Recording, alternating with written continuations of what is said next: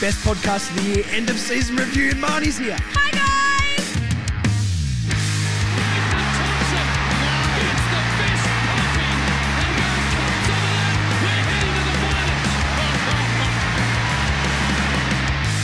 Hi. Oh, I wasn't ready. Oh. No, that's fine. We can start. Hi, everyone. Hi. We missed you. I missed you. Marnie missed you so much. She started the podcast before I was ready. I was so excited. I haven't seen you for ages. I haven't spoken to all of our listeners for ages. Hi, everyone. Thank you so much for joining us. The season's over. Thank God. No, I'm actually depressed. No. Yes. No. I need a breather. I need some time to have a detox. Okay. But I'm still pumped. You do that. I'm probably going to go home after this and watch our win against West Coast for like Marnie's the 85th go home time in a row. And start at round 1 and watch every week. I don't know if I'm going to do that. In full. No, I'm not doing that. And replicate it on the same day at the same time so she believes it. I'm not doing that. You could have fooled me, Marnie. I'm not reliving most of the season, but there are definitely games in there that I will be taking a second, third, fifth, and 85th look at, like I will with the West Coast win. I watched the Gold Coast one a few times and the Richmond one. So, yeah, that was fun. You know what else is fun, Marnie? A full end of season review. This is like one of my favourite episodes to record. Last year's was great. We obviously had the further... We're further north. You mean close to a flag, I believe. Yeah, maybe I do need a break. Yeah, I think you need some time off. It was us. We had close to a flag guys here. But it's just the two of us today. We're doing an old school review. There's some very exciting things coming in this one. Now, I don't want to talk this segment up too much, Marnie. We'll get into it because we did say let's not like dawdle on a topic. No, we have a bumper episode for you guys. So strap yourselves in. We don't want to keep it too long. No. I wrote some hot takes at the start of the year. I don't know if anyone remembers, I did a hot takes episode at the start of the year and I wrote some stuff down for North. Yep. Some of them are so atrociously bad and Marnie doesn't know any of these. Oh, I'm going to tell them to her soon. But some of them I absolutely nailed, and I'm a football genius. So great, can't wait. But before that, we're going to start with some news. Yes. Then we're going to do the fun stuff. Then we're going to talk about the team and how we went and all that sort of stuff. Then we're going to end with some like out-of-contract players and maybe not our definitive thoughts, I guess, but maybe what we'd be looking to do with the players who are out of contract. Yeah, cool. Sounds like a plan. News time. And breaking news this week, Slevo's retiring. No. I was just trying to get the shock value in there. You always do this to me though. You're like, oh, I'm here. I'm going to give you a shock value, and then I just shut you down 90% of the time. Well, the listeners don't want to hear that, mate. Listeners want the drama. The listeners also know that Steve-O's not retiring. Okay. Well, sorry for trying to pump it up. Anyway, James Stevenson originally was rumoured to possibly be retiring. Then it sort of came out the next day that that's not true. But in his exit interview, nothing was specified in particular, but it was a fairly hefty interview and there's a lot of things he knows he needs to work on if he wants to be able to contribute and stay in the AFL maybe after next year, which is his last year contracted. It's so interesting because when I first read this news that maybe he was going to be retiring, I kind of thought, that actually makes sense. Yeah. Like it feels like maybe he's lost the passion for the game. Maybe he's just like not really hungry for it like he once was. And I can definitely acknowledge we all can. We've definitely seen Steve-O at his best moment over the past few seasons that he has been at North, but it was far from that this year. Second half Steve-O v Richmond, we'll never forget. The Steve-O redemption, redemption arc. That's not Stevenson's career in one game. It's wild. No, seriously, it was a perfect encapsulation. Yeah, exactly of the best and worst Jaden Stevenson. Yeah. Glenn McFarlane from the Herald Sun came out the next day and squashed those rumours. Said that the club expects him to see out the rest of his contract, which $500K next year as well. So 2025. Well, how would you retire? Surely you just hang around for a year. Just cash out. Yeah, why not? Play VFL, no problem.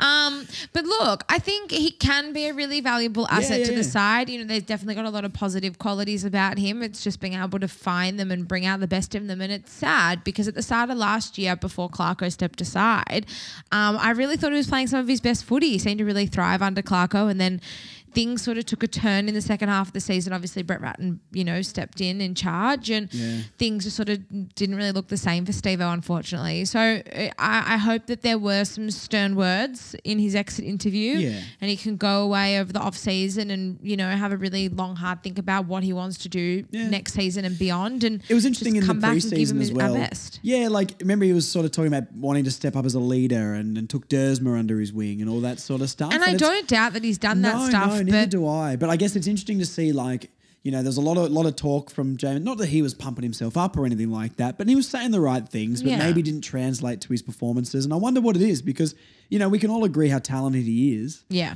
But how is that not translating? I understand North's not the best team right now. I think we can all agree if he was, in the forward pocket of a top 4 team, he's probably going to kick 25 goals minimum a year. Yeah. But, when the going gets tough, how do you find a way to contribute and dig in? So, look, I think, I didn't really want to see him retire, I guess. I still think there's something there, but I think he's got to earn it. Yeah. So I probably wouldn't see him maybe starting next season, especially with Dersmas and Paul Curtis and Ford and Zerha signing on and all that sort of stuff. It's a tough forward line to be in. But we all say we're screaming out for a small forward. I mean, that's the small forward, isn't it? Yeah, I know he doesn't bring tackling pressure and that sort of stuff, but when's the last time we had a small forward who can kick goals? Well, he's not that at the moment. I know, I understand. And that's being able to we either need to find ways to develop these players further or find ways to get the best out of these players or just show them the door. Like now we've actually got to start taking ourselves seriously. And if we want to be a serious contender in years to come, these are the calls that we have to make. Do we keep someone on potential or do we keep someone on output? So. True. Will Phillips is apparently getting a 1-year extension. Yeah, I like this. Will Phillips has been a big discussion point for a lot of North fans. We've obviously spoken about him at length on the show throughout the year. I'd like to see him get another year, and I'd like to see him get another crack at it. 1 year though? Yeah.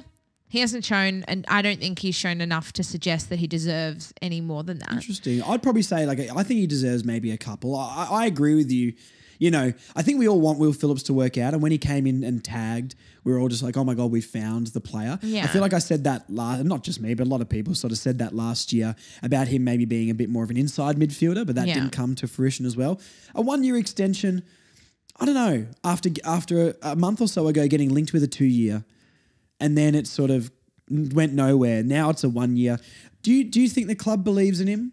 Not really. I don't really know why as well. Like, I don't think so. And I do agree he's got more to prove, but he's still a young player. And I think you look at that COVID draft and there's a lot of players who haven't worked out. So I don't know. I'm not sure. I'm a little bit torn. I would have been maybe happy with 2 years because I think you can still get value out of him then. He's only going to be, 24 at the end of that if he gets a 2-year deal or something like that. Yeah, something like that. I don't know. I'm just sort of spitballing. I love Will Phil, and I've, come on this show throughout the year and saying I think we should, re-sign him, and I think we just need to give him consistent footy. But then on the flip side is there's obviously a reason he's not getting that opportunity. I'm a big Clarkson backer as well, and I'm like, well, I feel like he would be of right mind to be able to be like, this guy should be in the team. Steve-O. Crikey. Will Phillips' legacy game was that game against Collingwood when he shut down Nick Dacos. Have not seen another performance like that. Not saying he hasn't played well. A decent job in the Eagles game as well. I'm not saying he hasn't played well, but he hasn't done anything. That was it, and he has not lived up to that. Yeah.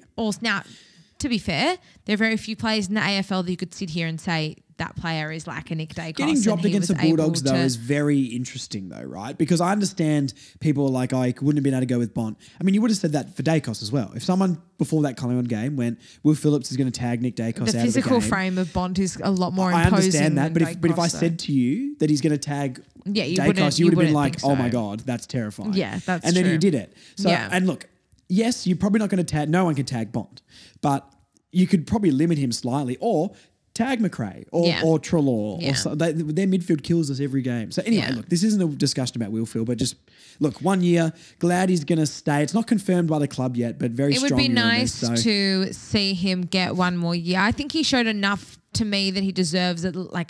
He does deserve another year and hopefully, play Definitely 15 to 20 games and just be able to get some consistency in his footy, and then we can really assess where he's at as a footballer. Yeah.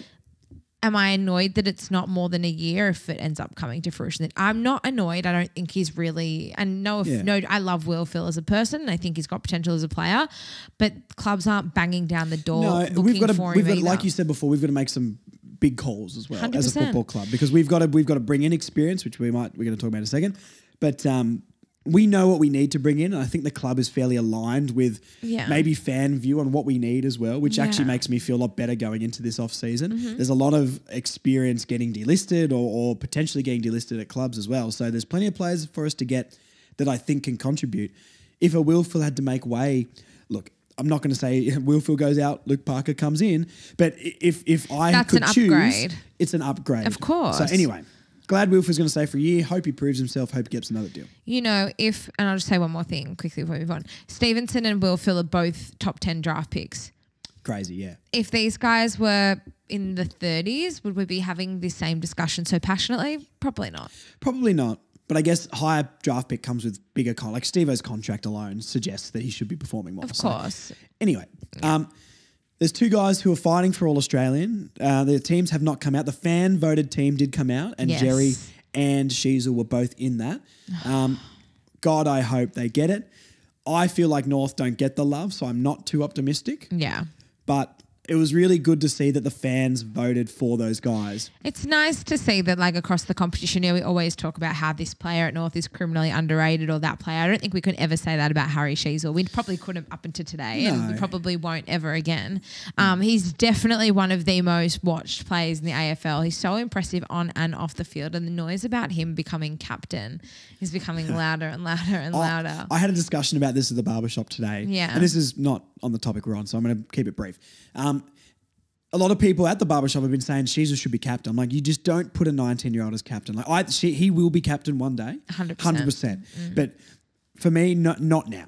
Like, he's backed this up in many interviews, saying how good Jai's been for him. And I know that we're questionable on Jai and Elmac and all that sort of stuff, but I don't think you can question maybe the leadership behind closed doors, because a lot of people speak highly of them, and they're always going to. But Sheasel does it in ways that when you don't have to speak about them like that. Yeah. And he talks about how good Jai's been for him. If we throw a 19-year-old into captain and then he has a bad year next year, they're going to blame the captaincy on that. It's just let him develop, let him stay on the path. When he hits 23, 24 years old, there's the captaincy, mate. I reckon Larky will be a brilliant captain. I've been saying this for over a year now.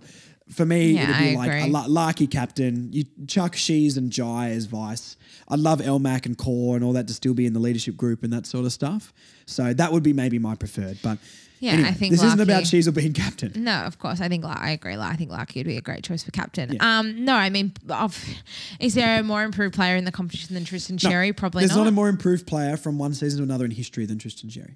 There's not. And I love the bloke now. I've confessed my love. Yes, we do know. We love this. This brain thought up helmet day.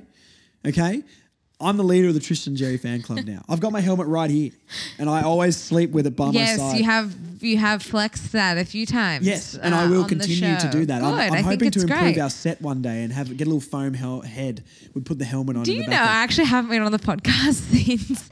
Do you know when I went to the Bulldogs game? It was our last home game for the season. I saw a guy walking around Marvel. You sent me the photo. And I took photos like, oh my God, if that was you who was walking around the ground pre-game against the Bulldogs round 23 at Marvel Stadium, I saw you with your helmet, loud and proud. I was not able to go.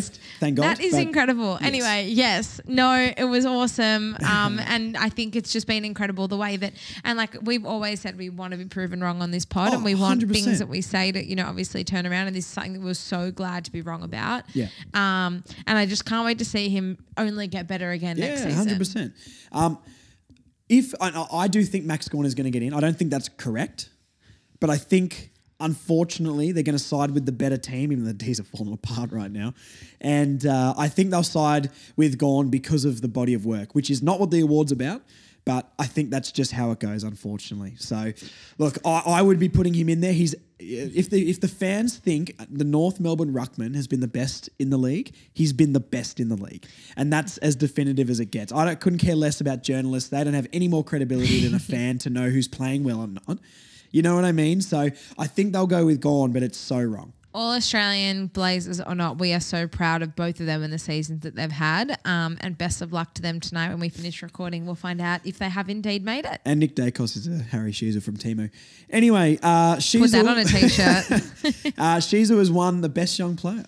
Yes, so we have obviously a recording on AFL Awards tonight. So before we jumped on, we did find out that Cheese was voted the best. We're recording before the All-Australian team has dropped. Yes. Just for clarity. This came out like literally 2 minutes before we jumped on to record. No surprises there. Harry Sheezel is the apple of our eye. Yes, absolutely.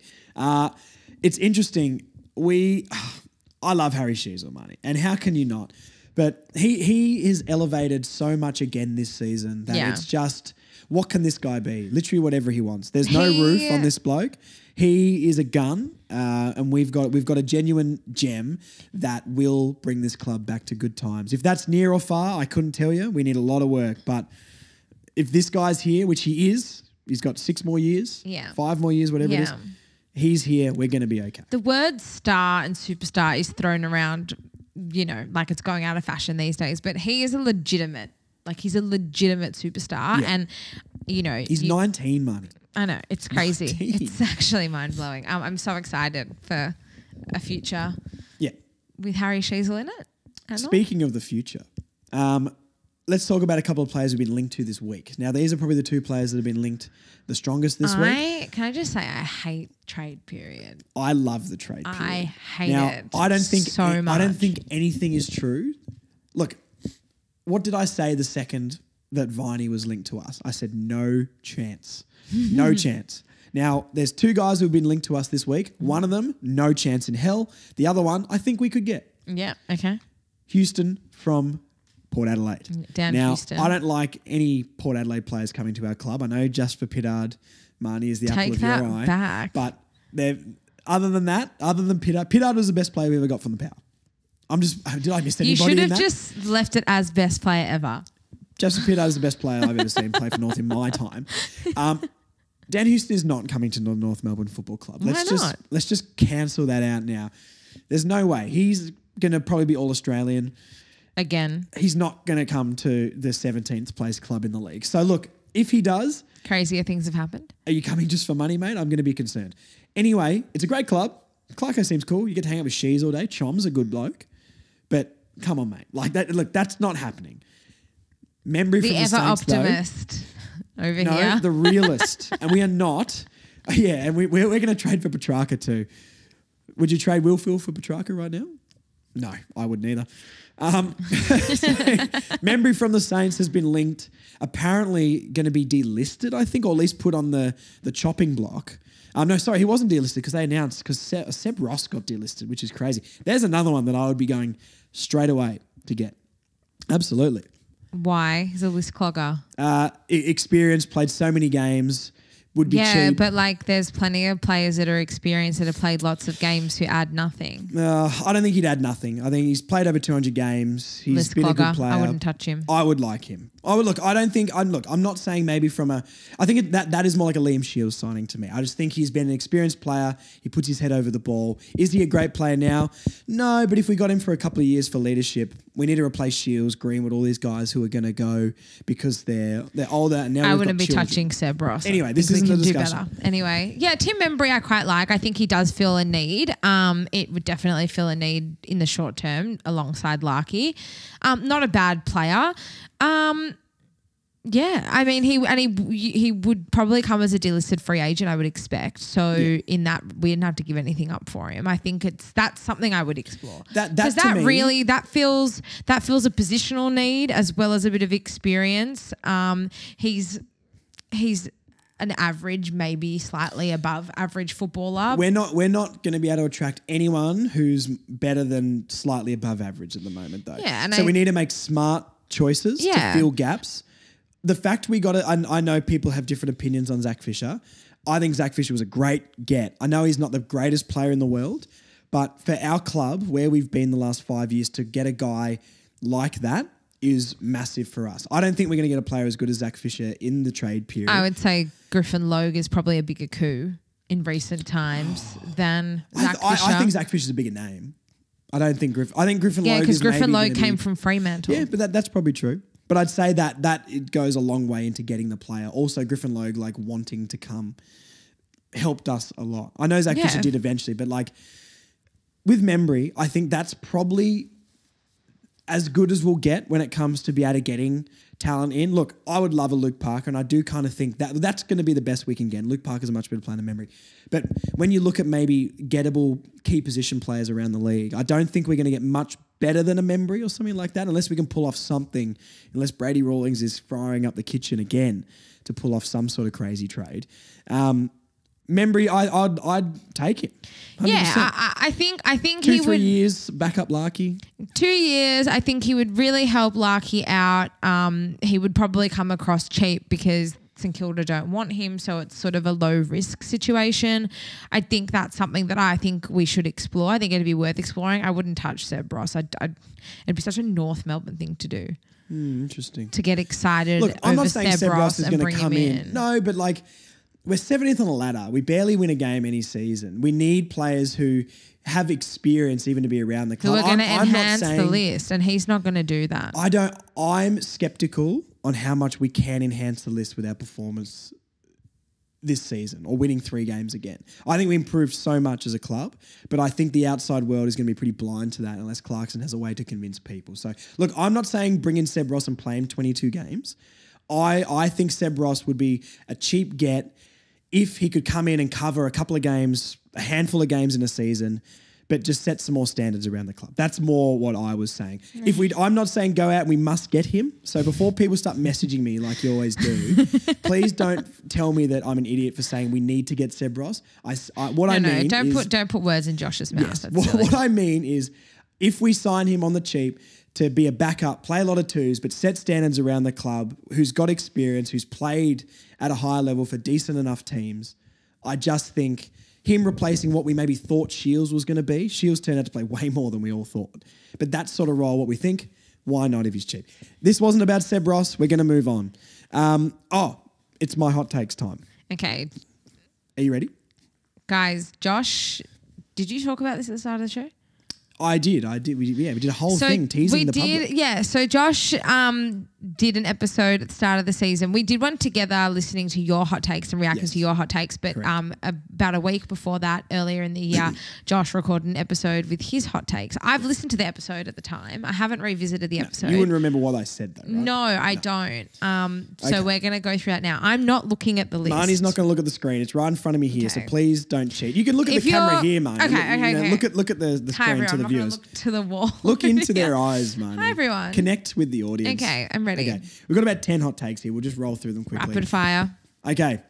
Hot take number 1 from pre-season 2024 by me.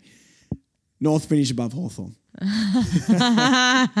Now, you were so hoping that was true. I was so hot on this train. And look, I know it it aged like milk, but if anyone, not even the biggest Hawthorn nuffy thought they were going to finish in the finals. So look, not an outrageous call at the time. No, to be skeptical fair, call, but to be fair, we were both on 0 and 5. There you go. It was looking good at one stage. The next one's also not a very good one. I said Taryn resigns. So that did not age very well. I have no comment. No comment. Didn't age well. I read that and I was like, different times. Glad he's not here anymore though, because he's a bad boy. R.I.P. Next one, very good. Comben will be our best defender. And great call. How's the smugness on him over here? Well, wait till you hear the last one, Marnie. Now, look, I'm not saying I called it early, but I absolutely did. You absolutely did. In the live show, I said to Chom's face, you'll be our best defender by the end of the year. And I also introduced him as the future All-Australian centre half back. Now, future could mean next year. Yes. But you know what? I reckon that's a good take by me. That's a great take. And I reckon I spotted it early. Great take. Please give me credit, money. Validate me. What do you Just want me to say? Say how smart I am. Yes, you're smart. You're so smart. Look at you. Look at what you did. Okay, thank you so much. Sheasel becomes full-time midfield.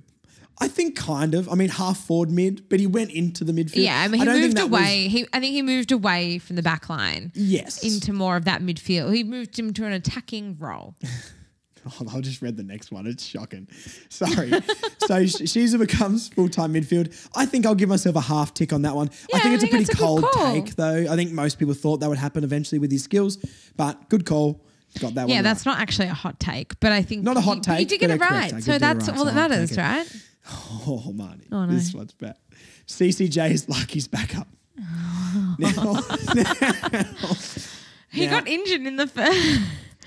Now, Marnie, I was hot on the CCJ train. Your guy, CCJ. He's not invited to the barbecue anymore. CCJ. I've replaced him with Bryn Teakle. You've revoked the invitation, have you? CCJ, well, Bryn Teakle kind of looks like CCJ because he shaved his head. Great. Bryn Teakle, you're now my new CCJ, but better. What an honour. That one did not age well. But, hey, we're here. Next take. Kane Corns makes at least one positive comment about our youth. Did he do that? Yeah, he did give. I think he did. He gave Sheasel and Wardlaw a lot of praise. He talked about Chom as well, I think, a little parts bit. of the season. Yep. Yeah, I'd give him a point for that. Kane Corns isn't all that bad, guys, I promise. Okay. No, it's true. I love you, Kano, if you're listening. Love you, Kane. Please come and say hello. Paul Curtis kicks 40 plus. He didn't kick 40 plus, but he's had a really good year. He's had a very good year. He's added an incredible defensive element to our forward line. He's, I think, in the top 3 for tackles inside forward 50 across the competition this season. Really? Yes. Oh, I've just read the next. It's shocking as well. So I think he's had a really, really great year. And I know I left him out of my best. Oh, yes, true. I forgot about that for a second. But who did you leave out of yours? Oh, Aiden Core. Oh, no, it was Tristan Sherry. But that's worse. No, well, that is worse. Did you create an entire day dedicated to Paul Curtis? No. So until you do that, until you can bench press 165, I'll never forgive you. I'll see if Paul Curtis will take me to the gym to bench press. Okay. Until you can bench press as much as whoever can bench press the least at the club. Who you reckon bench presses the least? Probably Robert Hansen Jr. Anyway, really good for look. Poor Robbie. No, I liked his game. He was actually one of our better players agast the Hawthorn. Besides Jai, he was probably our second best. Just about. I think Wardlaw was very good. Anyway, this is an old podcast. Biggie plays 10 plus games. Now, I love Biggie. I like Biggie too, and I think people are writing him off way too early. He's raw, very raw. But if you give him some time, I reckon he can develop into something. Maybe. I'm not as big on it as what I was, but I like his vertical. I like his ability to take a mark, and he speaks like a true gentleman. So, look, 10 plus games, but that was mainly because I didn't know Chom would become an absolute goddamn superstar. And the way Charlie's body's held up, I think, as well. We've got to give credit to the club where credit's due. I mean, this is a guy who's made of balsa wood. And I didn't know maybe Callum Dawson would be so implemented in the team. Callum Dawson sort of fell away after the bye personally. But anyway, Callum Never Dawson really recovered from the injury. No, but Callum Dawson definitely kept Biggie out. I guess they were. And Toby Pink, who knew Toby Pink would be? Revelation. The ultimate swingman. Okay, 2 more. Jackson Archer becomes the lockdown small we need. Yes, that is absolutely nailed. Absolutely nailed. That's a better, can I just say, that's a better take than the Charlie Comben. You think it's a hotter take? Yeah. Interesting. Yeah, because a lot of people doubted That's Jacko. a niche one. That is one for me, and there's a little bit of bias because Glenn's my favourite player of all time. Yeah, but I feel like I saw something in this kid from day one. But the one. way he's come on this season. Only I knew, Marnie. It's all you, Josh. Don't read the other 5. I've had that absolute rubbish. Okay, hit me with the last. Record membership again. I don't know if it was a record, but we did get 50,000. Yeah, I think it was a record. It was a record again. I believe so. We are massive. So they're my hot takes. Amazing. Which was the worst take? CCJ. Worse than Darren. Anyway. I feel like that comes with an asterisk, though. It does come with an asterisk. If he didn't do bad things, then he might have re-signed. Anyway, I'm glad that. Anyway, on your bike, mate. Good luck meeting with the Saints, even though you got absolutely ridiculed for that. Not Tarrant, but the Saints. We didn't meet him for that. Anyway, whatever. Hot takes done. Great. Hot takes done. Okay, the other takes we can react to actually is our season predictions. Okay. So we posted at the start of the year what we think our season predictions. So best and fairest goal kicker and all that sort of stuff. So we're going to go through them. Yep. Marnie, you can read mine out. Okay. And then I'll read yours out. Okay, great. So we've got We don't know the answer to this yet, though, but We don't. Best and fairest, we had LDU. don't think it'll be LDU. He'll I think finish he top might be top three. three. Yeah, I But agree. I'd say it'll be Shees or Sherry. I agree with you. Leading goal kicker, Nikolaki. Standard. Yep. Not a hot take. Most improved, Charlie Comben. I think In the top few, this is the thing with Sherry Charlie. is the most improved. Yes, I agree with But I you. think we can still pass that. I think so. But this is the thing with Charlie Comben is he actually played some really good footy at the start of last year before he was injured. Most improved physically, maybe being able to hold up. Maybe in his position, I think his Yeah. form, and again, it comes with continuity. But I think that, yeah, Okay. I'd give you that. All right. Next, please. Best young player, Zane Dersma. Not true. No. Colby, I'm so sorry. I like Durs. He's going to be a gun, but give him a few years. Best new player, This one was bad. Dylan Stevens. Yeah, Okay, I'm going to say something here. Okay. Still my guy, Dylan. I still believe in you. I reckon, and if we're talking best new player from other, was this other clubs? It was I like think? from another club that we got. It was really, or like we counted like Toby Pink and It's probably Bryn Teakle. it's probably Bryn Teakle. And therefore no answer. No, it's probably Zach Fisher. I think It's not. No, I disagree. I think we're being really hard on Zach Fisher. He is going to be the next, not in performance. He's going to be seen as a Luke McDonald type where he's going to be a scapegoat for years for us. I think Zach Fisher played really well. That patch that he had when our team got really good, he was a gun, and we were praising him a lot for his efforts off halfback. He was also a massive reason why we kept it together while Colby was out for a long time off halfback as well. So, look, was he maybe as good as we thought? I don't know. I don't know if we had crazy high expectation. I think Zach Fisher had a really good year. And, yeah, he turns the ball over sometimes. But A lot when of you the kick into time. absolutely nothing, I don't know. I understand that Colby and Shees are just elite by foot. But you put anybody else in that position, they do the same thing. His endeavour to get the ball, he's always getting like 25 plus. He's always around it. The amount of clearances he probably made, even if it wasn't directly to somebody, is still more than so many other players did. So I honestly think Zach Fisher was so hard done by this year. I'm not saying he was incredible and oh my God, we've just found the guy's going to be here for 7 years, but people were way too harsh on Zach Fisher. I love Zach Fisher, and I don't disagree with what you've said. I think there's definitely been some games, and I've just watched and I've been like, wow, he's been fantastic, but turns the ball over way too much.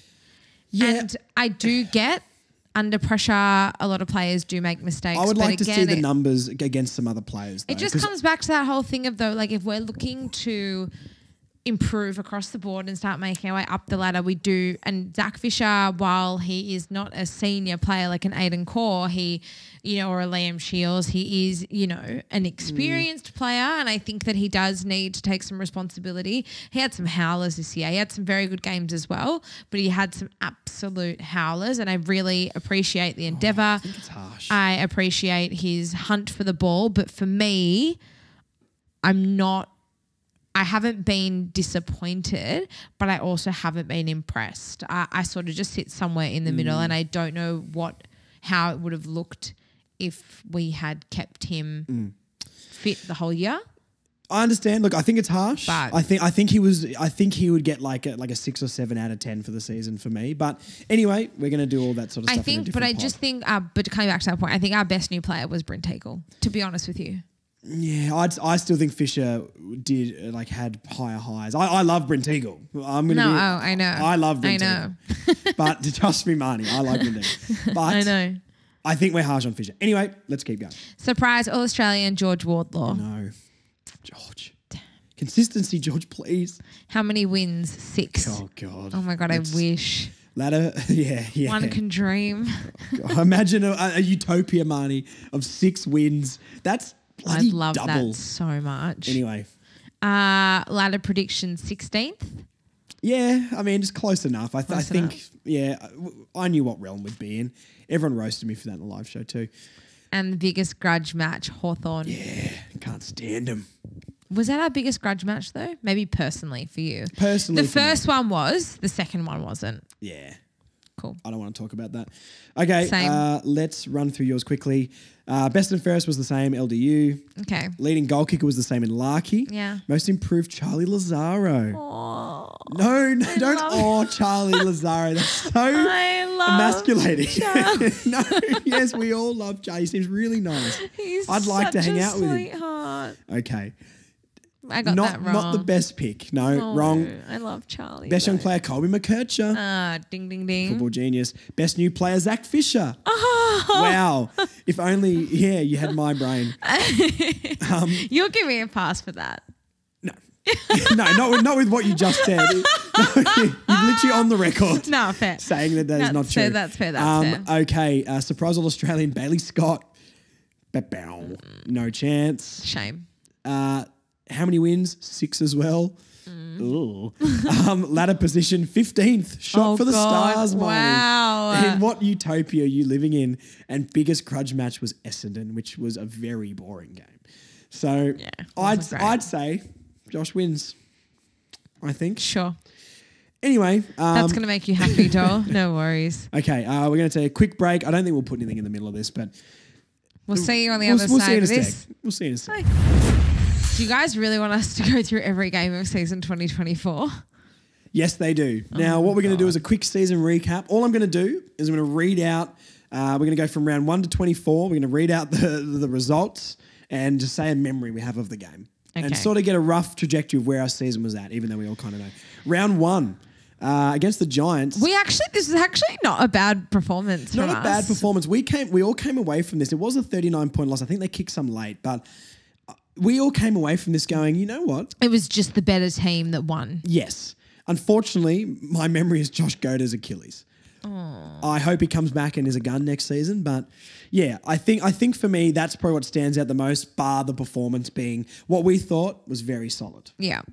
Round 2. North Ball was in full effect flight for a half a game. Now that first half is still one of the best halves of footy we played all season. That and Collingwood. It was both so ended much the fun. Same. 102 to 76.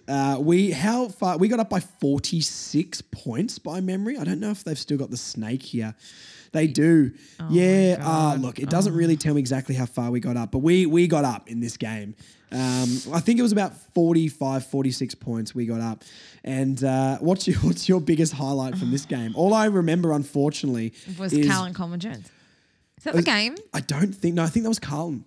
That was Carlton. That was the week. Don't Wow, spoil there the you next go. round. Wowee. Unfortunately, my biggest memory from this game is Luke Jackson giving us a bath. Oh. So we're going to skip. That was a good LDU game, I think. Good Friday, 81 to 137. Terrible Friday. Against the Blues. It was a very bad Friday. Probably CCJ. I remember CCJ getting injured and then no one ran to see if he was okay. And then Kane Corns roasted. roasted us. Fair enough too. That's not enough. good enough. No, it's not.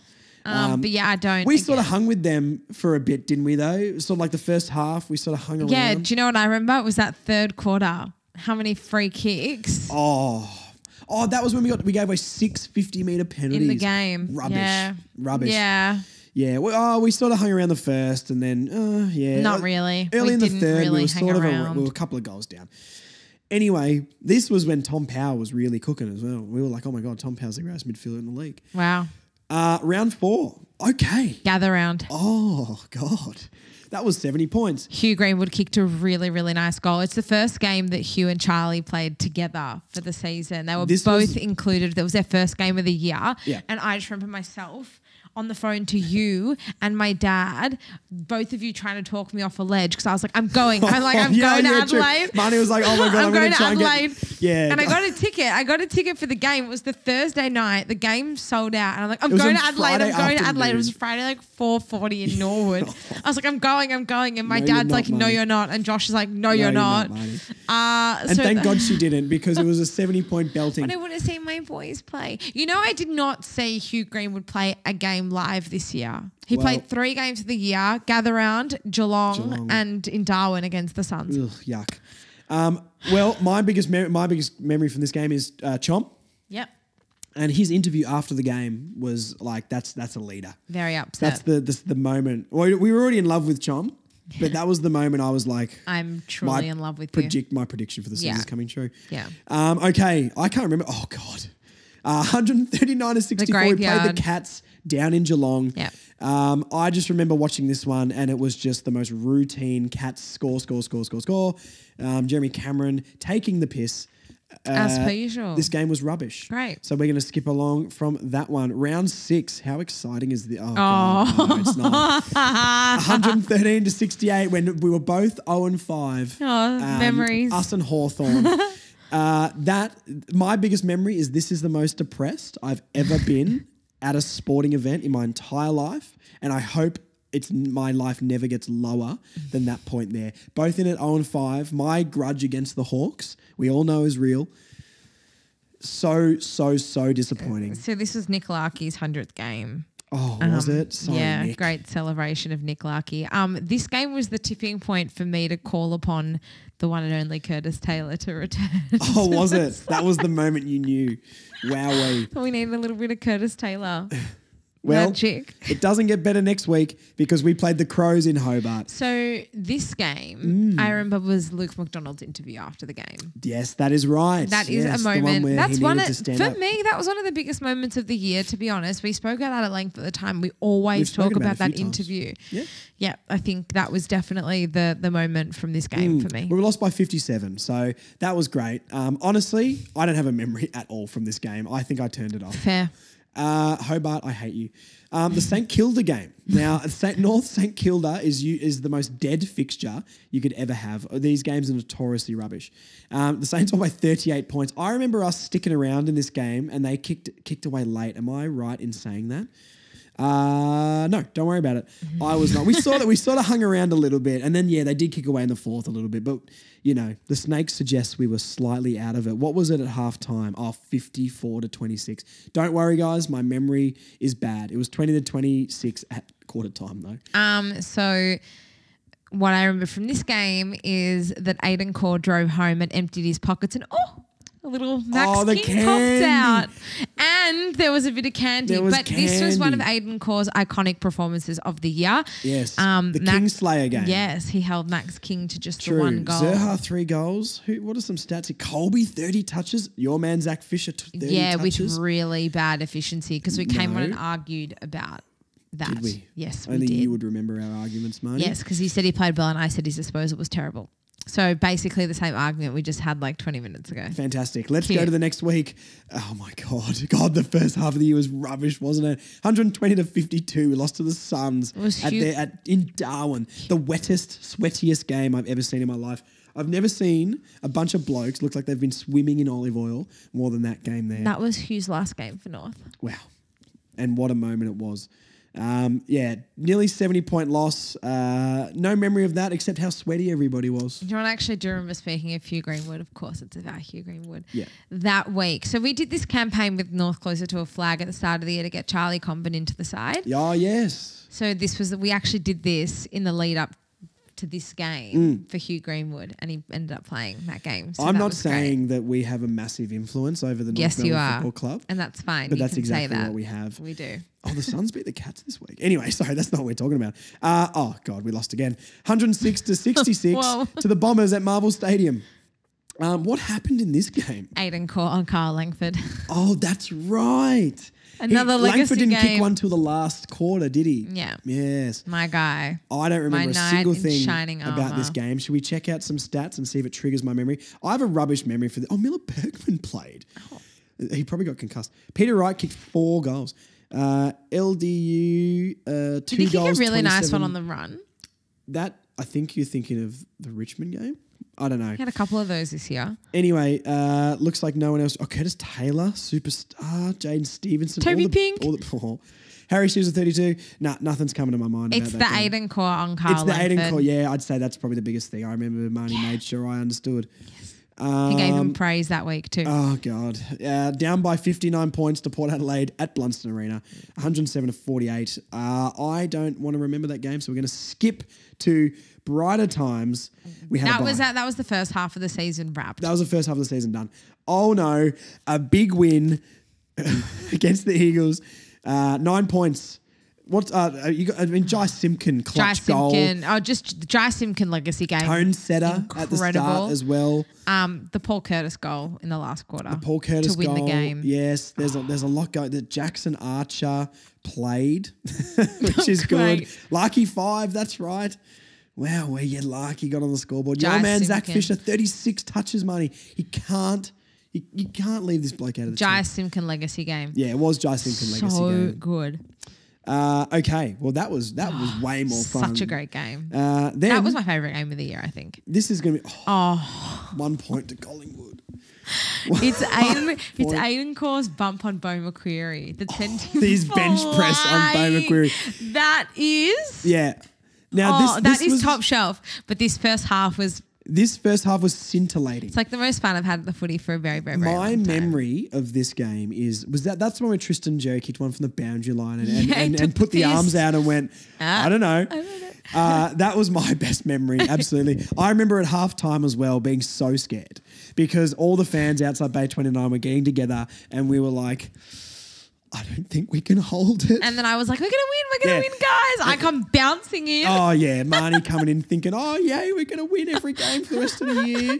She was wrong. Thanks. But, yeah, what a time. I remember leaving I understand it was a heartbreaker, but the performance alone from what we've seen was enough to make me happy after that game. So, anyway, then I remember all these games now. I know it's the Demons. This game was one where I felt happy because I really was impressed with the fight we put up in the last quarter. Yeah, this was Wardlaw was putting his head over everything. Zerha game. It's probably Zerha's best game for the year. Jackson Archer on Bailey Fritsch. Archer. Oh, yes, absolutely. Yes. Yeah, that's golden helmet moment of the game. Good. That's good stuff. Yeah, what a fantastic game of football. If the game had another couple of minutes in it. Cam Zerha was huge in that last quarter. Massive, he basically pulled us back from the dead, to be honest. Absolutely. So that was fun. Oh, it felt like there was 30,000 people there, right? It felt like there was 60,000 North fans in the last quarter. The roar at the MCG, I get chills thinking about that. The hairs are standing up. Yeah. Western Bulldogs 77 to North Melbourne 60. We lost by 17 points at Marvel. Not much. Bit of a grind this game. This was a bit of a grind. It was one of those performances where you're like, okay, with what we've been producing, I get it. LDU's 100th game. Was it his 100th game? Yes, it was. How do you remember this stuff, Marnie? I'm just a genius. What can I say? True. No notable goal kickers. Who got touches in this game? Oh, Darcy Tucker got 30. My God. Oh, no. Well, let's move swiftly on from this game. Because we've got way more fun things to talk about. Now, there's nothing more fun than talking about Darcy Tucker.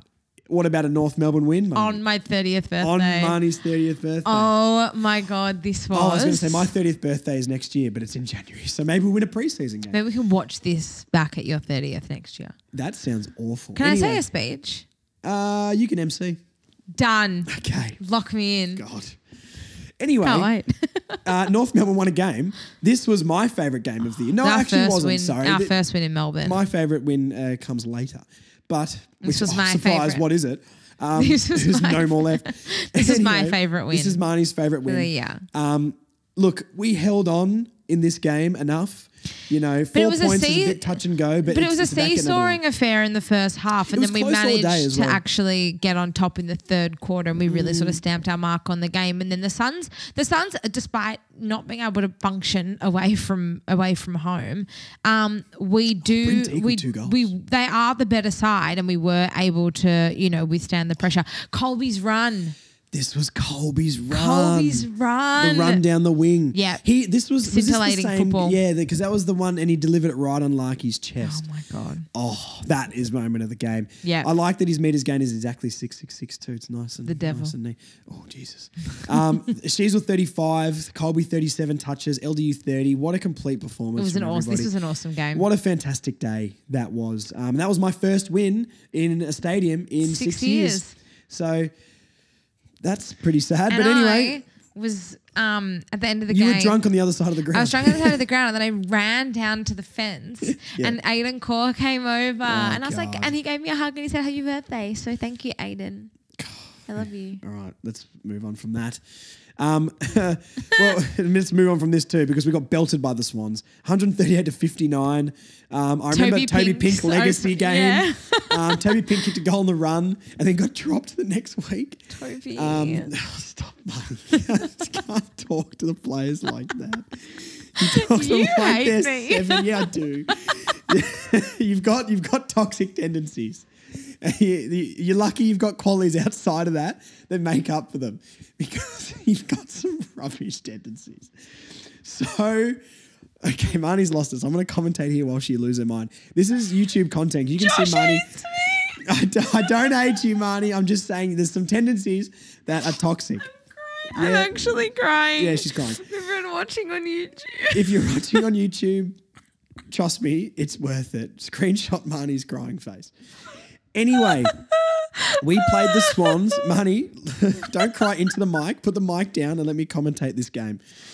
Okay, this Larky kick 3, Zerha 2, Toby Pink legacy game.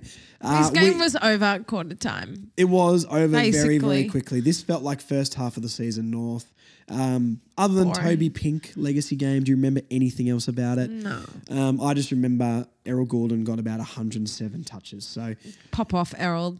Rubbish. Anyway, Nice. The next week was Carlton, where 19 points flatters the Blues. Yeah, we led at halftime at this Well, game. we were 7. We were within 7 in the fourth when Paul Curtis didn't get the holding the ball call, and of course the Blues ran it straight down the other end and kicked it goal. So anyway, Blues are rubbish. This club is a anyway. very hard game for me to watch. Marnie, the fact that you're even torn about this makes me upset. Same. Now, Carlton. Look, they're going to be out in the finals in week 1 and we can just let Josh. it go. Stop. They are... Flaggers season is here. That is okay, insane. keep going before I get bashed. Okay. What's your biggest memory from the Carlton game then? No, I Okay. Great. don't. Great chat. Just 66-106, we lost to the Cats by 40 points. Don't really remember much about this one either. Ezerha. Ezerha. Huge Wowee. mark. Charlie Comben also took a massive He mark did at too. the start of the game. Charlie's didn't fall over during his mark though. I think that one, right? You We said, sort of and you were rode like, the mark, but and you said, like if they don't fall to the ground, like it's not like true. a classic pack mark. it's true. Sure. Sheasel 36, Powell 34. You know, good numbers in this game from Jane Stevenson, 26 touches. What a legacy. Who kicked goals for us in this game? Larky 3, Dersma 2. Oh, yeah, yeah. Remember that guy? Yeah. He played a couple. Bryn Teakle, my guy, kicking another goal. So solid. I can't believe you said you hated me. I didn't say that, Marnie. You disagreed. Well, we're going to revisit that after we stop recording because that's not what the people want to listen to. You know what they want to listen to? Another North Melbourne win. 90-77. This was my favourite game of the year. This is a great Yes, we didn't play amazing, but it was helmet day. Imagine like a world where North don't play amazing and we still win. That is crazy. That was this game. Lucky Richmond is so rubbish that they made us look better than we are. So Zane Dersma's mark of the year. Dersma, mark of the year. It was Sherry Helmet Day in Bay 29. That was so great. Came over and took a photo with us after the game as well. What a guy. I met Glenn Archer outside the ground. That's right, you did too. Yeah, well, this is my best day of the season. Luke McDonald's 200th game. Sorry, I'm going to stop with that now. Oh, yeah. Luke McDonald was there. Well, Luke McDonald's 200th was second to the Helmet Sherry game. Poor Luke McDonald. Marnie, you're doing it again. Sorry. Okay, so stop having sympathy. So we pay lots of money to watch every week. Larky kicked 5, that's right. LDU. This was the LDU Best on one. ground. This was the LDU this legacy was the game. LDU's best game I've seen him play. 33 touches. Kicked the goal off his shin. 3 kick his goals, third. 8 clearances. Yeah, that's crazy. What a day. What a day at the office That was awesome. That's my favourite day I've had great. at the football for probably 6 or 7 What years. about you and I trying to walk into the ground with this giant box of helmets? We didn't tell this story. So obviously we got given some helmets from Steeden, which is fantastic. Thank you so much. Thank you, Steeden. Steeden, for And making our day. I had a ginormous box of helmets and it was huge. 20 of these helmets in a massive box, all in their mini boxes. I carried that on the train into the ground and we tried to get this box into the game. And I said to the guys in the chat, should we tell anyone about this? Because are they going to let us in? And everyone was like, nah, she'll be right, mate. I don't think we expected you to come in with a giant What box did you of want me to bring them helmets. in? I don't know. Well, exactly, Marnie. Anyway, security was like, what's going on? And they were like super sus. They were happy and friendly, but they were sus. They were like, they "What had are to you get like their guys doing?" supervisor down to check out what we had It was in like the box. a whole ordeal to try and get these helmets into the bay. And what So a funny. day it was. It was worth it. Thank you to Tristan as well. I'm sure you're listening. No doubt he's listening. Yes. Thank you, Tristan, for interacting on the post for Sean Hatley Club champ, the well-deserving winner. Yes. And he said he was honoured with a little cry face, which I know Who he wouldn't means be? that. Who Yeah, wouldn't it's the be biggest honoured? award in footy. Agreed. If he makes All Australian, he'll be like, well, I've already got the biggest prize in footy. so it's fine. If he doesn't make All Australian, he's still going to be super fulfilled. For sure. I don't like this game. I have PTSD. I have severe PTSD. This was the West Coast from this Eagles game. where we absolutely should have won. And Yeah. even I thought we had it locked, Marnie. I thought we had it locked. Actually, I can't. Which means I we can't absolutely talk should have. about this game. I I have severe PTSD. We can move swiftly on. Yeah. I don't really remember much about the game because I've instantly blanked it out of my mind. But we should have won. And I That hate the broke Eagles. us, I think. It absolutely broke us. Big Ant was loving it though. And now he was. look, we're going to not talk about this too much. We know got smashed by the Dogs and we got smashed by the Hawks. So that's it. I don't want to talk Happy about those because they're too recent and it hurts my Yeah, it's still. heart. We did it. So best and worst loss of the season. Now, this Best is win, worst loss. sorry, yeah, so best loss. Oh, yeah, I well, loved it's that loss against XYZ. Collingwood. We don't love losses. No, we don't but like it's losing. better loss than the Hawthorn one in the last round. can't believe this is Anyway, what it's that's come not what I meant to. to say. Best win and worst loss. We already sort of touched on it. My best win is the Richmond one because of the day I had. And that was the only game for years that I've been able to sit there and not be worried Yeah. that we're going to lose. I Yeah. know, like in person. Yeah. At the stadium, I wasn't stressed in the last like 5 Yeah. minutes. Worst loss was the Hawthorn one for me. Both 0-5. Pure depression. I haven't felt as happy after a game as I have that Richmond game. I've never felt as sad after that Hawthorn game. This was each end of the spectrum for me That's fair. in wins and losses. What about you? If you want to try and go a different one maybe to mix it up. My best win was the Gold Coast one. Well, there's not many to pick from. So No, I just think like obviously the win was incredible. It was our first win in Melbourne for the season. It was my yeah, it's because we birth- were there, I guess. The Eagles one's probably the most important one, but Yeah, it was my know what you 30th mean. birthday. Like all What a my memory. my family and a lot of my friends were there. and she was blind. I was blind. Yes, thank you for reminding everyone. I could hear you from the other side of the stadium. That's when I'm sober. You can hear me as well. To be I love fair. you, Aiden Cole. Worst loss. I was filthy after the second Dogs loss. 96 points. I just think the way that I saw that game is that we really needed to respond after we had just lost the West Coast game in Hobart the week before. And I know it's probably a weird one to point out, but I was genuinely filthy. I just thought this is the last game in Melbourne for the year. It's, there's 37,000 people here and that's what you're going to dish up. Yeah. Like I didn't expect to win the game. I didn't go in expecting, but I definitely went in expecting a more competitive and a better performance. That was just pure And rubbish. the week before was crushing, obviously with how we lost it, but we still played. But that should have spurred 100%. us to respond, and we failed to do that miserably. So yeah, that was my and I got roasted on Twitter because I said after that game that I was really disappointed in the performance, and I just think fans expected better. And I'm not sitting here What did saying people say? They just said, "Oh, like it's just one loss, like there's injured players it's and the we're way it tired." happened. I get it. All of these things. I'm not excusing any of them, but I can literally sit here and say that we can, like, if we don't demand more from our players, we're never going to improve, and we're going to constantly make excuses for them. I'm not saying those things didn't impact it. Clearly, I haven't got over it because I didn't talk about it on the podcast. Yes. Podcast because I went straight to Sydney Left that from the one up to game. me. But it was just one of those things where it's like that's all you've got. Yeah. Yeah, Like, yeah, that's all 100%. you've got With on the form back we'd of the showed loss. for after the bye. Yeah. At least a competitive performance. On the back of the loss, the way we played against you're right. The way we played against West Coast, we should have won that game by. We should have won that game. We should have won that by 3-4 goals. We should have won it by a few goals, right? Yeah, so it's absolutely. just you've got to start demanding more. Like, Yeah, you've I really agree. got to say like enough's enough. So that for me was absolutely the worst loss of the season. Okay, we're going to give it a grade, A to F, this season. Now, I know that I've seen some of the Fox Footy ones. They're all giving us Fs. I think that's a very uninspired and a coward's way out sort of pick for North Melbourne. I understand that they're not fans and they don't see the improvement off the field and all the signings we made and the form we showed after the bye. The results and the ladder position and wins, fully get an F. Yeah. But if you want to put the whole, everything that's happened at the club this year, F is a lazy pick and a very uninspired pick. So cop that, Fox Footy. Anyway, I think I'd give it maybe like a C- for me. Now, Okay. at the end of the day, the only reason, and look, like I said, wins for the year, before the 11 losses in a row, and the way we lost the last few games deserves an F. And there's no debating that. Yeah.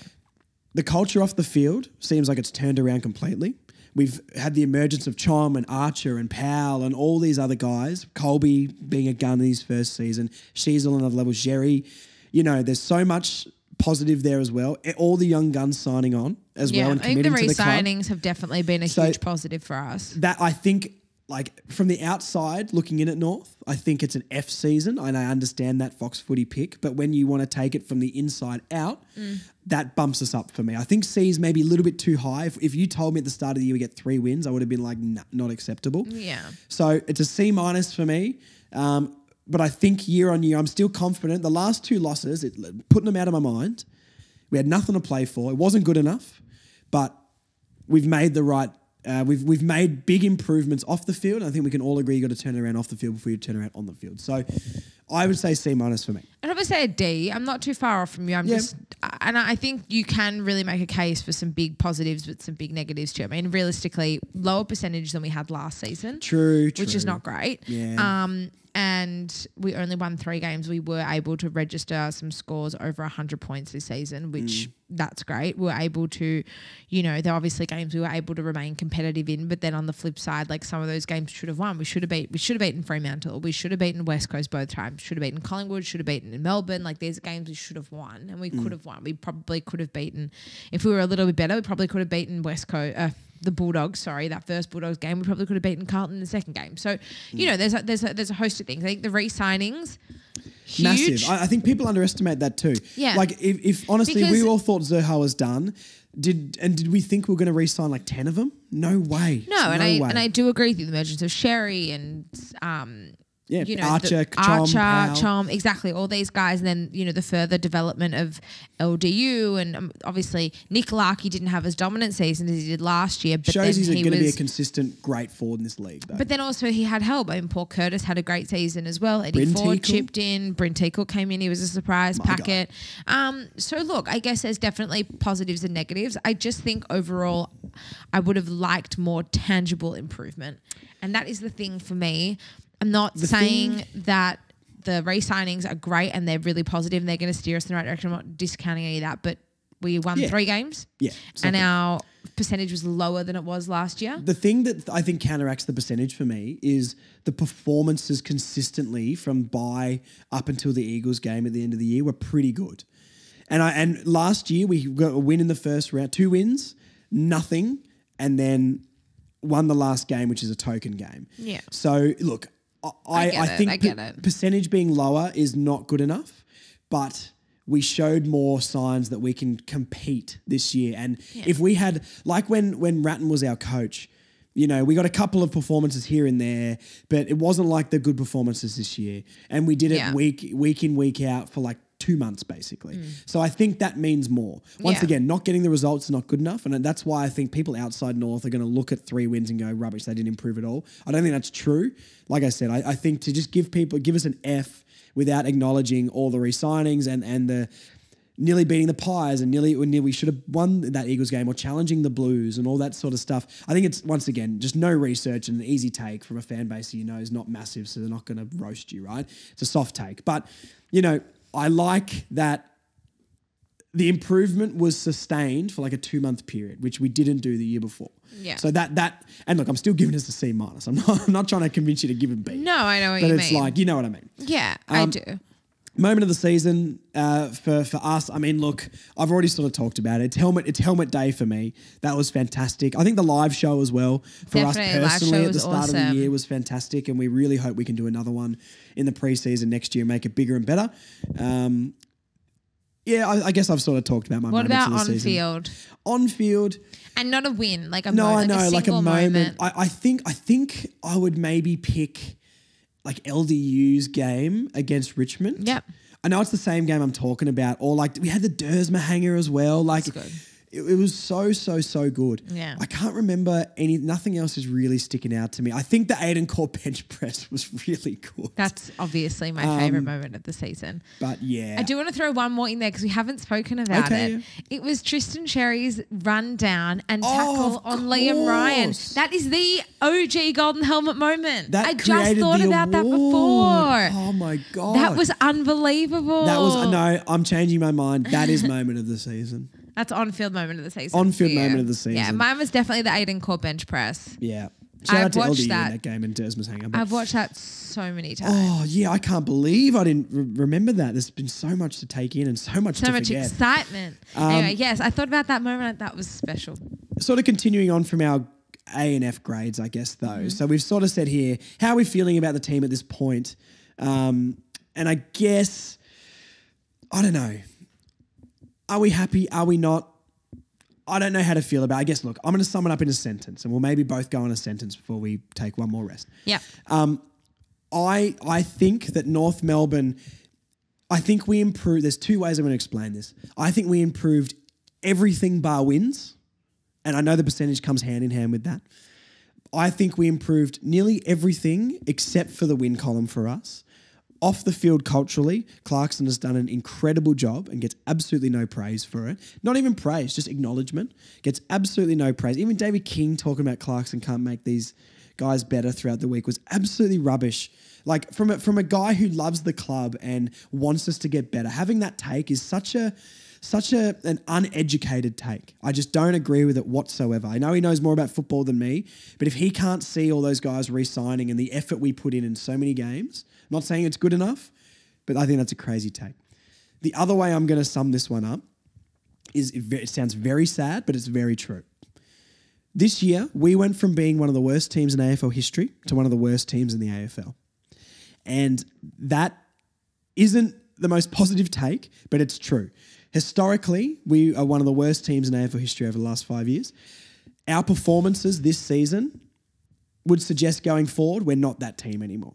And I'm not saying we're going to win any more than 5 or 6 games next year. I think we're bottom 4 still. We'll see who we get, I guess. But realistically, even if we won like 8 games, we'd probably still be in the bottom 4, right? So I think we've made a massive step in one of the worst clubs ever to one of the worst clubs currently. And then next year, there's going to be another step from one of the worst clubs currently to we've improved a lot and we're starting to move up the ladder.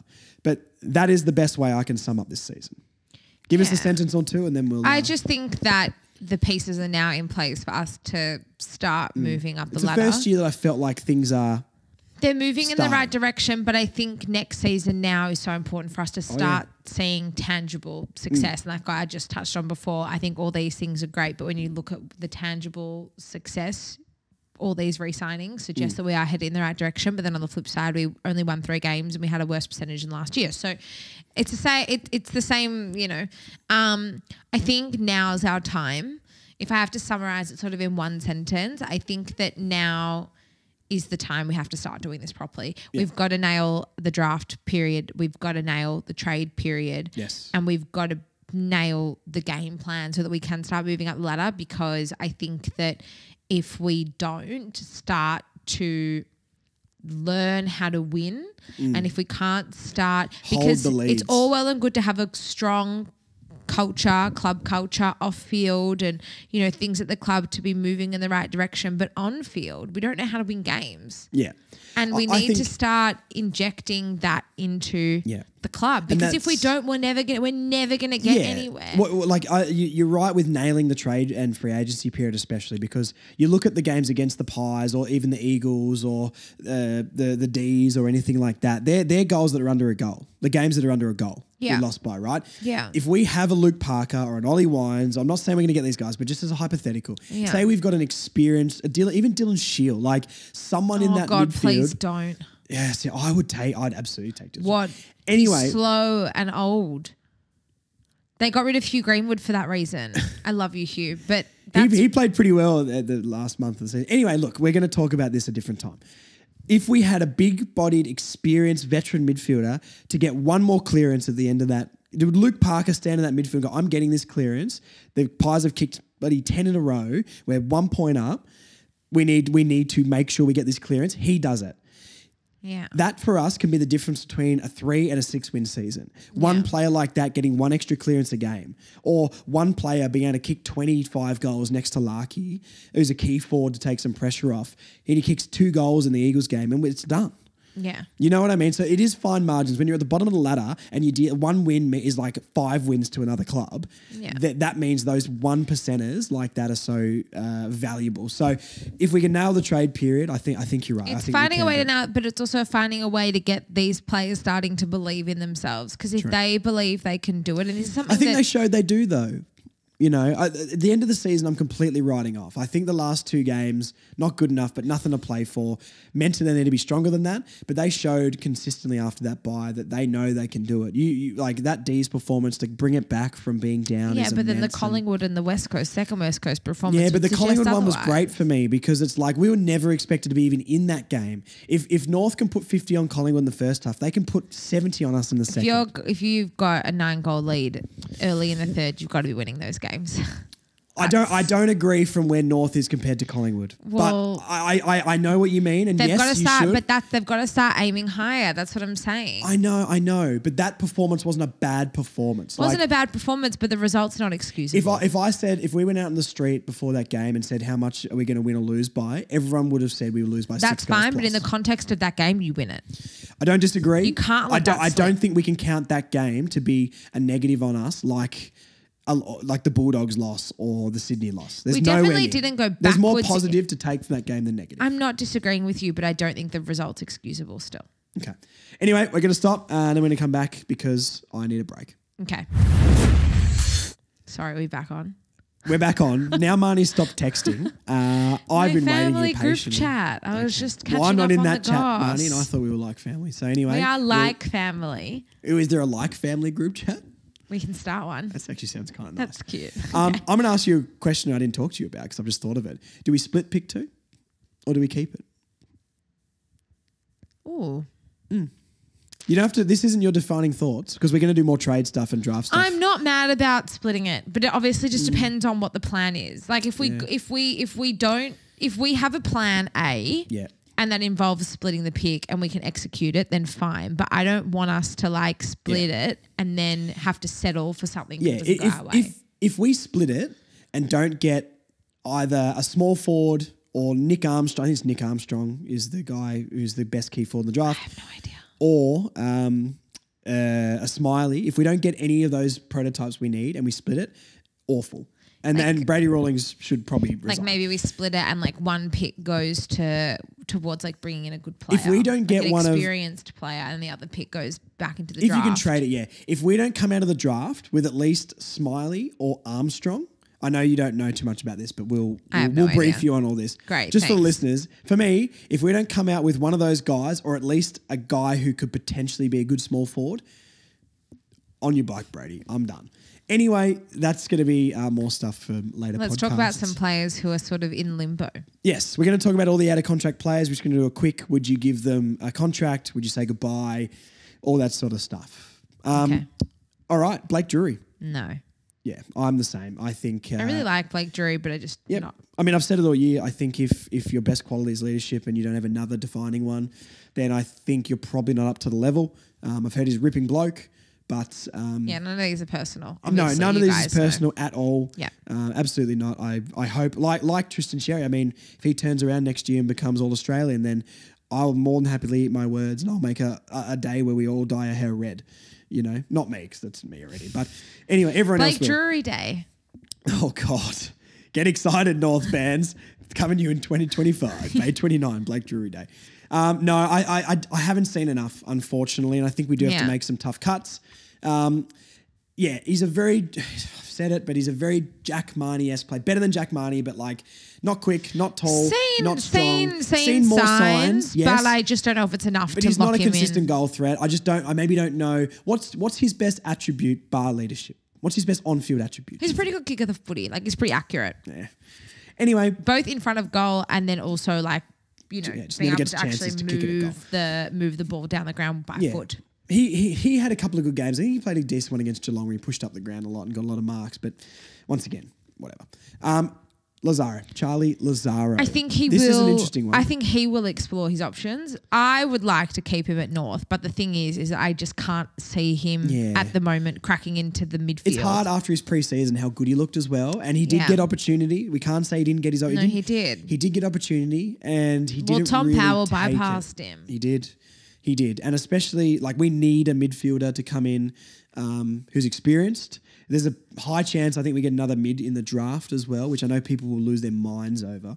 I just don't see him making it. A 1 year deal for me would be fine. Almost on a deal like what I think a Robert Hansen should get, spoiler alert.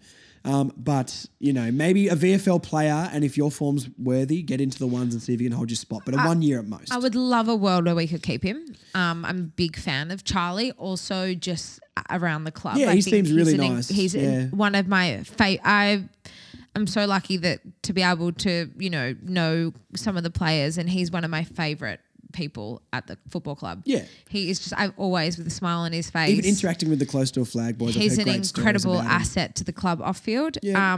But unfortunately, got really nice hair too. And a nice smile. Unfortunately, that's not enough though. And dreamy eyes. He's such a great So guy. handsome. Anyway, yeah, if I were him, I would be exploring my options. What would you do? You're the GM. I'd be giving him 1 year if he wanted to stay. Cooper Harvey. This is a hard one. This is a hard one. I would keep Lazaro over Harvey. Yeah, I don't know if I would keep Cooper. No, I think if his name wasn't Harvey, I think we would all be saying that's the thing. It's maybe the romance. Not. It's the romance. And you look at Jacko Archer and like the way he's come on this season. I would maybe say no to Cooper if it like a rookie list spot or something like that. They might re-rookie him. Re-rookieing him, point. I think would be maybe fair. I would, like I said, I'd probably rather keep a Lazaro over a Harvey. I think Lazaro's shown more at the level.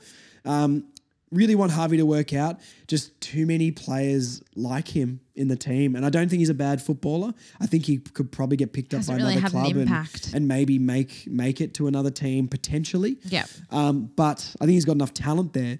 But unfortunately, I just think there's a log jam in front of him. And I can't.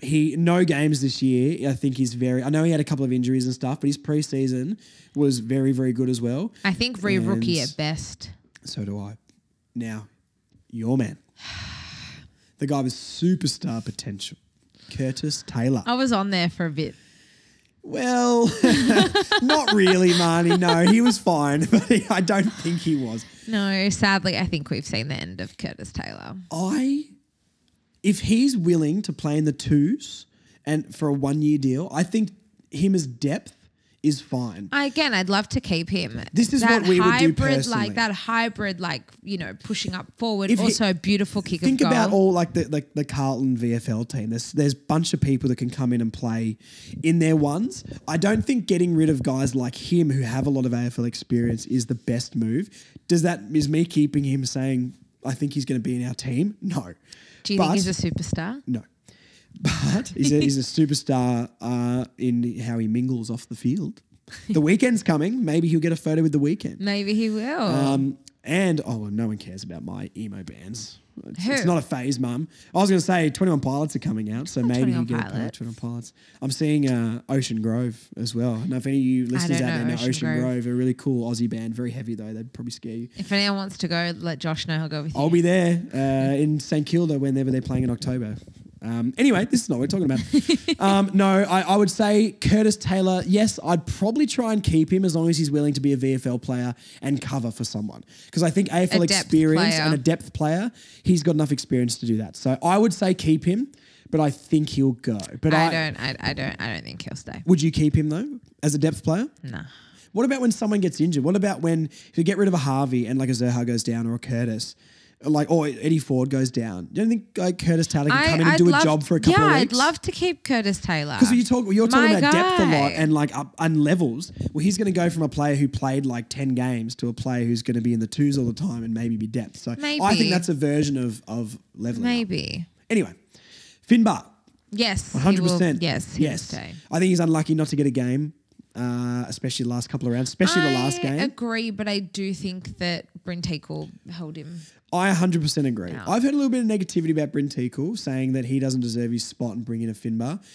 Any Bryn Teakle disrespect has no place in this podcast. No. He kicked a goal. He kicked a goal nearly every game he played for us with no preseason. He filled a role. Backed up Sherry really well. Does he, like the last few games, he only got like a couple of touches a game. That's not good enough. But look how the team played. Ruckman can't do it on their own most of the time. Something that really annoys me, right? You can want Finbar to have an opportunity at senior level without bashing Bryn Teakle. 100%. Like there is a world where you can like say, yeah, Bryn Teakle's been great and he's filled a need, but I'd love to see the other thing is Finbar have a shot. Bryn Teakle, and I'm leader of the Bryn Teakle fan club. So I get my bias here. I'm not even that biased. I've never met the bloke. I'd love to. I'd love him on the pod. Finbar, please, talk to, what's his name? Bryn Teakle. Talk to Bryn Teakle. I love you so much. Sorry. But you forgot his name. Yeah, well, great. You know what? I don't like Bryn Teakle as much anymore because he shaved his head. Anyway. This podcast is going into a direction I didn't We're nearly done, guys. Sorry, I'm really tired. It's like 9:30 at night. I think Bryn Teakle... I think he can be more than like a stopgap player for us. He's only 24. Look at how, like, and he's not going to be as good as Cher. I'm not suggesting that, so chill, guys.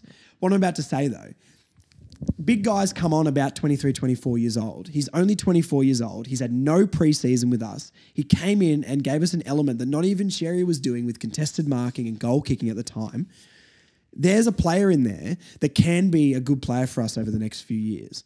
I'm not saying he's going to be the answer to anything, but once again, almost like a player that he will be a really, really solid player for us while we find that player who's going to be better than him. And as a player who's in the twos, is too good for the twos, because when he went over to the Waffle, he absolutely dominated. Yeah. Coming in and filling a gap. If Sherry ever goes down in the future and Teakle comes in for a game, it's not going to be on the level of Sherry. But you're not terrified. You're not getting Taylor Goad to come in, who gets or Jacob Edwards about Taylor Goad in the VFL. Or having to pull Nikolaki out of the forward line. Yeah, or putting Toby Pink in the ruck. Ugh. Anyway, yuck. Speaking of ruckman, Hamish Free. No. I don't think we have to talk too much about Hamish Free. He's got Lego hair. He looks very strong. And you know what? Had a couple of good games in the VFL this year. Like he genuinely did. Like he had a lot of improvement this year. Unfortunately, Goad's a better long-term prospect. Teakle and with Jerry, I mean, there's no spot for you, unfortunately. No. Hamish Free. Tyler Sellers. No. This would be... No, I don't think he'll stay. No, what would you do, Marnie? I would not keep That Tyler is Sellers. Very surprising to me. Why? Because, once again, keep him on the list, plays twos most weeks. As a guy who's shown... I would have loved to see Sellers play when we were actually moving the ball as a football team. Because he played in two of the worst... the Geelong one and Brisbane? No. What was the other game he played? Good Friday, I think. Maybe it was. Anyway, he played in two games where we were literally the worst AFL side I've ever seen play. I would love to see him in that system where we were actually getting clearance, our midfield was on top, and some quick entry into the forward line. I absolutely think we should give him another year. I reckon he might play 2 or 3 games, maybe. But I think he's shown enough in VFL and in pre-season to warrant, and especially in another spot where we don't have any depth whatsoever. Get some. I agree with that, but I wouldn't get him gone completely. I would keep him over a Cooper. I wouldn't make the call before the trade period, but I don't think he'll be there next year. Yeah, I think that's a bit harsh. I think he deserves one more year to prove what he can do. He's like 22 years old. You know, he's got, I don't know. Maybe. I think he deserves another year. Anyway, I was pretty crash on him when we signed him, but everyone was because we I were don't so void of any key forward depth. Literally anything would have done. yeah. So anyway, little do we know, Bryn Teagle was about to come in. Hugh Greenwood, we already know he has departed and is hanging up the boots. We're going to move on swiftly because Marnie's weeping right now. I actually did cry. I don't doubt that whatsoever. Yeah. Anyway, Liam Shields. No, he's obviously not contracted and retiring. He's retiring. Thank you for your service. I do love pub. I loved what he brought. Well, he's to going to be North. hanging around in like a recruitment role. So is Hugh. Hugh's one Is of he? the he's one of the AFLW coaches. Is he? I had no idea about that. Yay. Oh, cool. Well, that's nice. Yeah, it's nice for me. I've put Taron Thomas on here, but obviously we know what's happening with that. I'm just more delisted talking him, about players that were on the list and aren't going to be.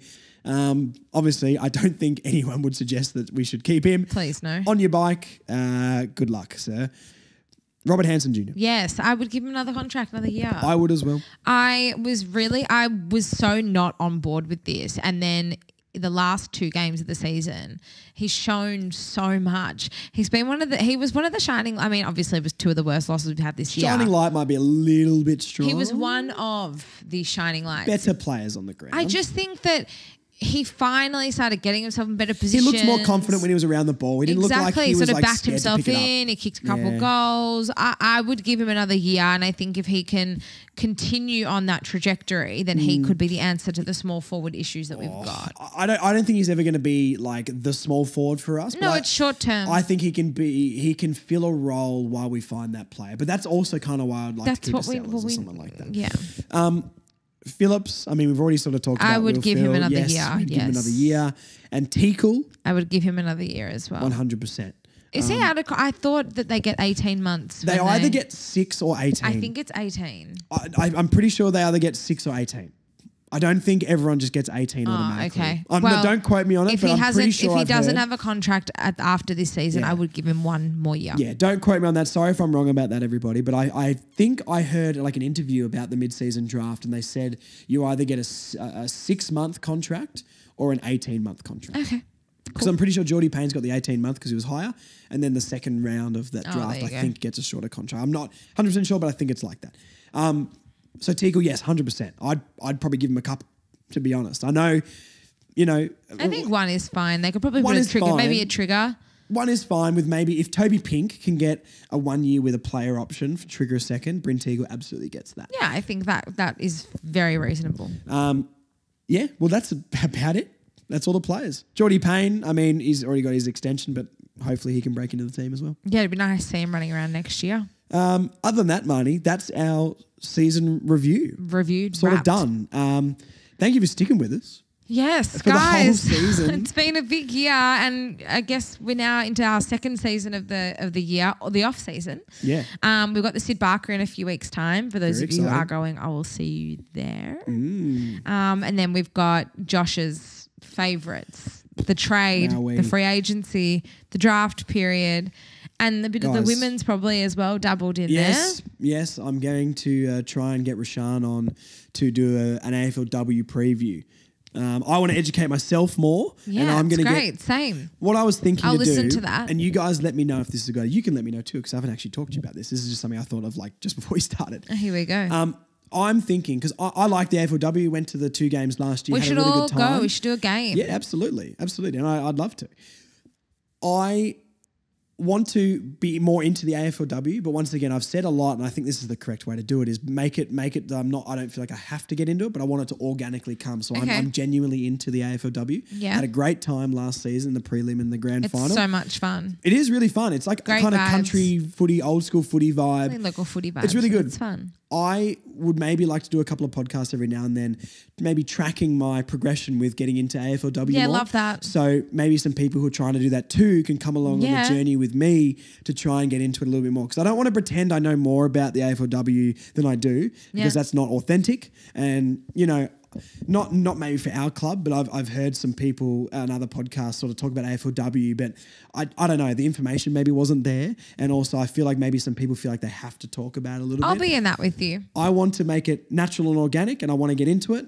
And if I can have a podcast of me being open and honest about not knowing too much, I know some of the guns and I've watched them play a few times, but if I can make a podcast that's pretty open with my progression and level of knowledge, not lying about any of it, maybe some other people can get into it with me as well. So I think that'd be a cool idea. I'm in the same boat as you, so we'll go to a couple games together. If you guys think that's a good idea, if you let guys us want know. to, if you guys want to come to the games with us, if you guys want to 100%. educate us, please let us know. I really enjoy the AFLW, and I'm in the same boat as you. I also think it's been a very recently with North, it's been a very long season, and as much as I can really appreciate and enjoy the women's success, I also am quite tired and need a bit of a break. Which is why maybe my investment in AFLW maybe hasn't been as strong as I would have liked. So yes, I do agree with you. We will be on a mission this season.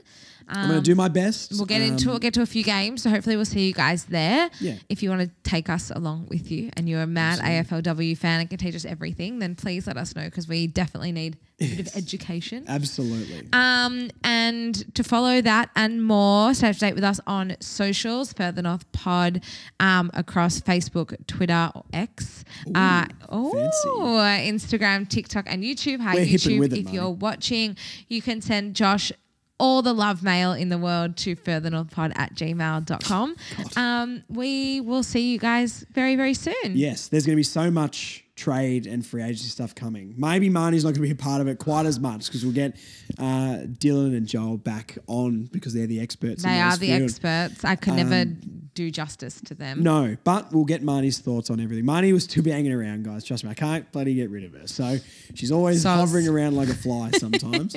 Anyway, but a fly I enjoy having around, Marnie. I didn't mean what I said before. I apologise. Do you want to air the dirty laundry now? I think we should fly out of here and talk about it off air. Well, I hated every second of that. Okay, that's a great sign to end the podcast. Bye, guys. Thank you, team. We'll talk to you very soon. See you later. No, don't buzz. Let me stop the video.